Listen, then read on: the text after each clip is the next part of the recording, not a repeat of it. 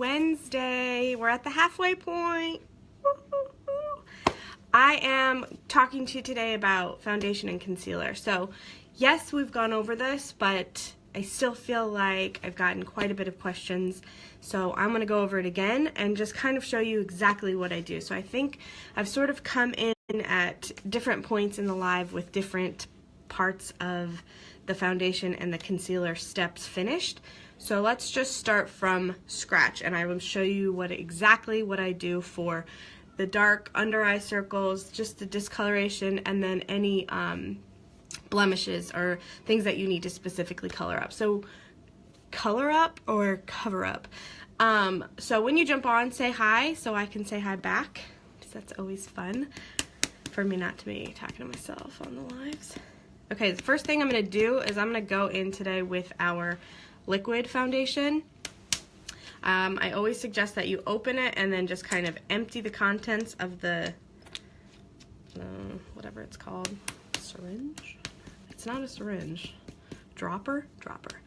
And then just shake it, because if you take the time to shake the bottle but you don't empty what's in the dropper, you're still probably getting product that has kind of separated since the last time you used it. So once it's fully shaken, I just go right in and I put it directly to my face. Some people put it on the back of their hand, some people put it directly on their brush. This is just what I do. There are no rules, so you do not have to do what I do. I'm just showing you what I do. So I do like this. Just kind of let it go down your face. And then I don't really drop it on my chin and nose. I just sort of let like whatever's on the dropper. And then you can always go back in and add more if you need it. So I'm taking, I forgot to say, the concealer and powder brush duo. This is my favorite brush, hands down, especially for concealer, but I've also been loving it for just my foundation as well. So before this runs all the way down my neck, you just want to buff it in. Now the nice thing, I wouldn't necessarily use this brush. Well, that's not true. I've used it for everything. What I was going to say is that this foundation dries to a powder finish, so it's not going to get your brush all like gross and disgusting, because as it's being rubbed in right now, it's actually drying to a powder, so it doesn't seep into all those like creases of the brush and cause it to get all like gunky and gross. And it just smears it on and like diffuses it in such a beautiful way that like your skin looks amazing. And this is not even with concealer, and I need the concealer more than you could probably even know, but this is how awesome the foundation is all by itself. So I like to do little circular motions, so I'll do this direction and then I'll kind of come in this way, and I'll just swap the direction that I'm going with the brush. I just feel like that causes it to really work itself in to your face and get into all those little creases and fine lines and just all those places on our face that we want the makeup to work into. Okay, the next thing is the concealer. I do it all different ways, but I feel like this is probably the easiest way to show you on camera. So it looks like this, comes in this little tube. This is my favorite product, and I'm like hands down my favorite product. Like if for some reason I had to get rid of every single stitch of makeup, okay, that's a little hard, maybe that's a little much, but this would be in my like grab and run. Like if there's a fire, I'm grabbing this kind of a thing. Okay, so I'm just going to show you the direction that I put it. So you're just going to push a little bit. It's really creamy and it's pretty thick, but it's not cakey thick. So this is how I put it on. Basically what you're doing is an upside down triangle, kind of coming straight from the inside of your eye down to your mouth and then coming back up. So that's the basic shape. Do it over here. It seems like a lot, but I promise I'm really just kind of moving the same product, like kind of drawing it in. I'm not doing a brand new blob each time. Then I'm going to do the same thing right up in here. You'll want to come the height that you'll come up, I guess is what I'm trying to say, will be determined on your forehead. So I have a pretty large forehead, so I like to come up to about halfway because I like to bring the bronzer down to about halfway. If you've got a really small forehead, you can probably bring this up even higher.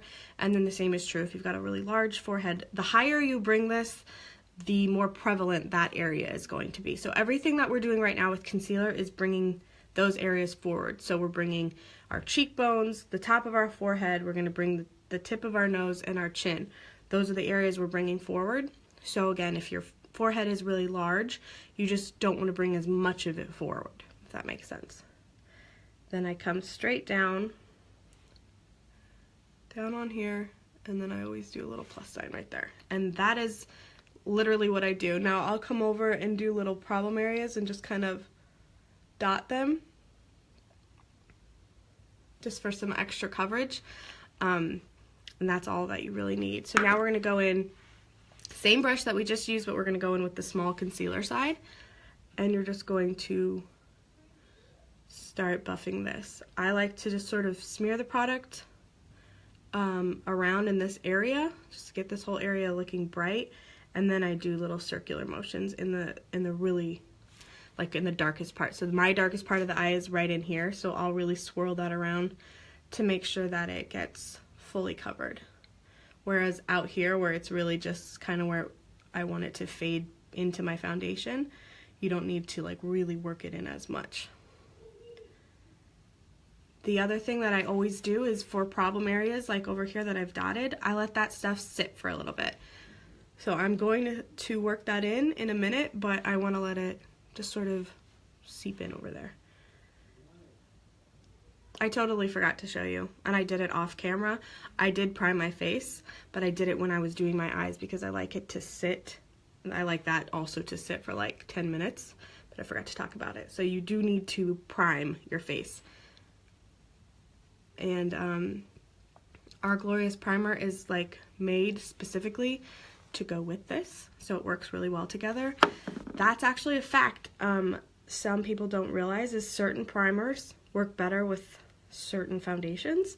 So you want to pay attention to your ingredient list to see if they mix. For instance, if you've got an oil-based foundation and you're using a water-based primer, oil and water do not mix, so they won't mix and bond on your face. So do pay attention to that. And ours, like I said, were designed to go together, so they work. Next thing I'm doing is going back in with this brush and just sort of buffing away any remaining streaks and just kind of, again, diffusing that. See right in here where we've got some streaks where it just wasn't blended. Just kind of sweep them away. And even though this concealer has a thick kind of consistency, it blends so beautifully without being like cakey and gross. Now I'm going to go back in with this side and just kind of tap that color in.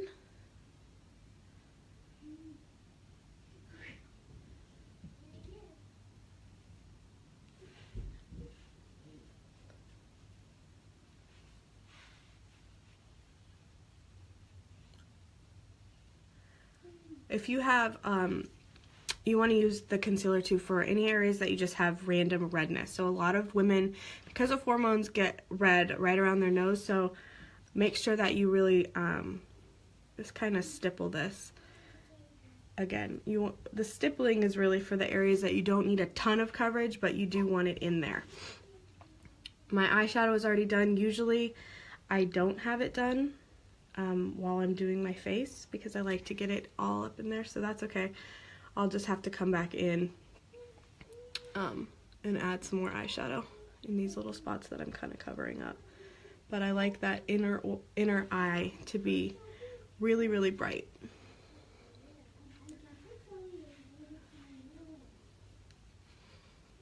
Okay, so now I feel like that is good. And what I'm going to do is I'm going to show you what I do with my bronzer. Let me just grab my bronzer brush. Okay, so this is not a unique brush. This is a crown brush, and it actually doesn't give me a number. Oh yeah, SS035 if you're interested. But any brush about this shape, I like them to be kind of compact, oval, and decently thin. Hey Ashley! I'm going to go in with the Beachfront bronzer, and I use the color Sunset. You just want to pack this on like this. Tap off the excess, and now we're going to hit up everywhere on your face that a shadow hits. So right here you can sort of see the shadow kind of created from my hair. Wait, come back. So you can see that that sort of dips in right here, and then it kind of, so all of this back by my temple is shaded. Then it shades into about here, like that, and then it shades onto the side of your chin. The same is true over here, like it's just a little brighter. So you're wanting to emphasize that shadowing. That's what bronzer is. So bronzer takes the face back. So what we just did right here in front to bring those parts of the face forward, now we're going to be putting the rest of the parts of our face backward. And this gives shape to your face, it gives dimension, it helps you not just look like one solid color, because in real life our real skin has dimension to it. It reflects sun, it takes on shadowing, it gets burned, it gets, you know, like when you go get a sunburn, this part is usually not bright red. It's like the forehead, it's the tip of your nose. All the areas that we just brought forward are the areas that the sun will naturally hit and that would naturally reflect light.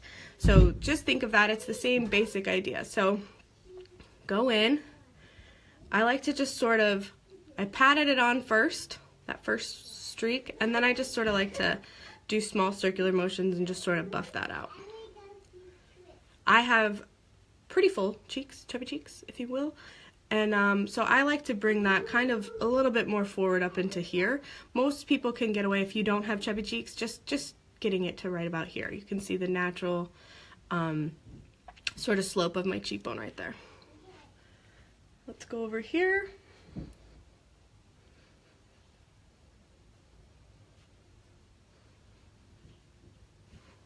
Okay, let's talk about the forehead. So I always get right around the hairline.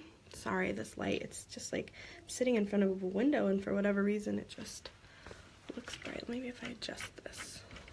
Whoa. Not sure if that's any better. Maybe a little better. Okay, so I always get around the hairline and then I kind of bring it down because I have a widow's peak, so I just sort of follow that natural sort of heart shape right there and just bring it down sort of in the center.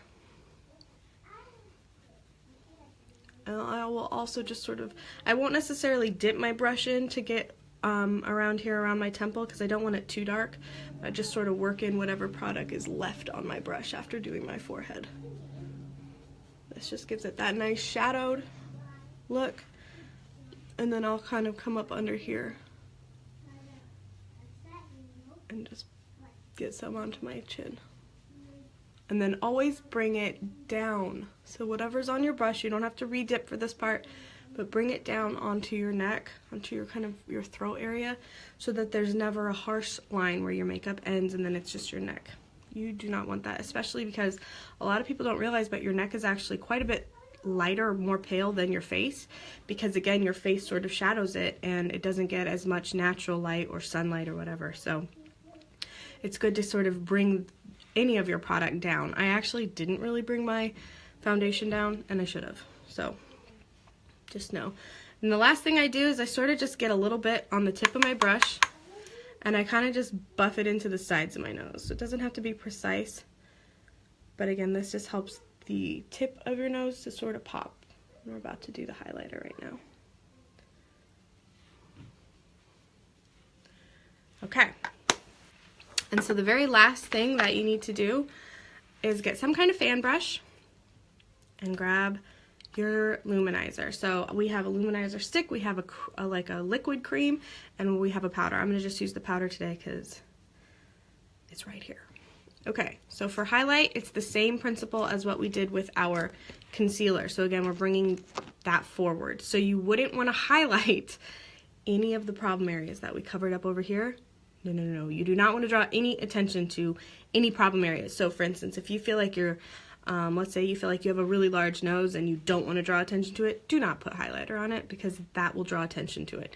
If you have a large chin that you don't want to bring attention to, do not highlight it. It will bring attention to it. If you have a very, very large forehead, don't put the highlighter up on that forehead because again, it's just going to make that appear larger. So the Shimmery Illuminizer highlight is only for areas that you want to bring forward. So for most women, it's your cheek, right? Like we want everything on our face to be lifted. And when you bring the focus here, it gives the illusion of a lifted face. And the older we get, the more we want it lifted, right?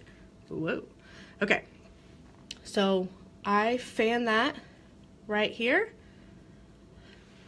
And I don't really go much past, seriously people, I don't really go much past my, where my eyebrow ends.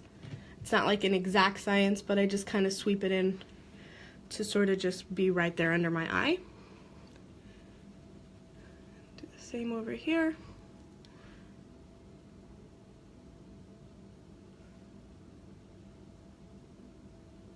I always just do a little highlight, but I keep it low. And again, when you have a fuller face like mine, the highlighting can really help give the appearance, like give you that slimming effect. So it's bringing kind of lines into your face like this and just sort of cutting into slightly with light. So it's definitely a perk. The other thing let's do real quick, because we did cover up some of my eyeshadow, I'm just going to use my ring finger. Put it right in here, get some of the same luminizer on there, and just tap that into the inner corner of my eye.